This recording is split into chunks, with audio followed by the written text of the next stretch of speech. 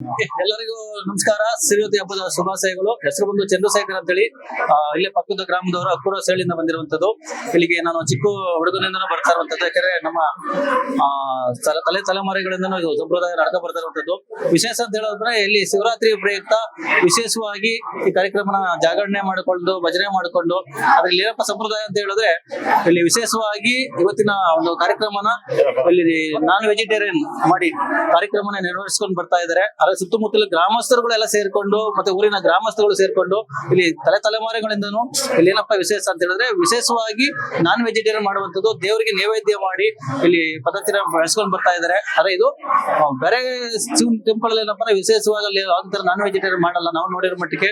ಅದ್ರ ಇಲ್ಲಿ ವಿಶೇಷ ಅಂತ ಹೇಳಿದ್ರೆ ನಾನ್ ವೆಜಿಟೇರಿಯನ್ ವಿಶೇಷ. ಇಲ್ಲಿ ದೇವರಿಗೆ ನೈವೇದ್ಯ ಮಾಡಿ ಭಕ್ತಾದಿಗಳಿಗೆ ಊಟದ ಉಪಚಾರಗಳನ್ನು ಎಷ್ಟೇ ಜನ ಬಂದ್ರು ಸಾವಿರಾರು ಜನಸಂಖ್ಯೆಯಲ್ಲಿ ಬರ್ತಾ ಇದ್ದಾರೆ. ಆಲ್ರೆಡಿ ಸುಮಾರು ಒಂದು 10-15 ಸಾವಿರ ಜನಗಳು ಸೇರುತ್ತಾರೆ ಇಲ್ಲಿ.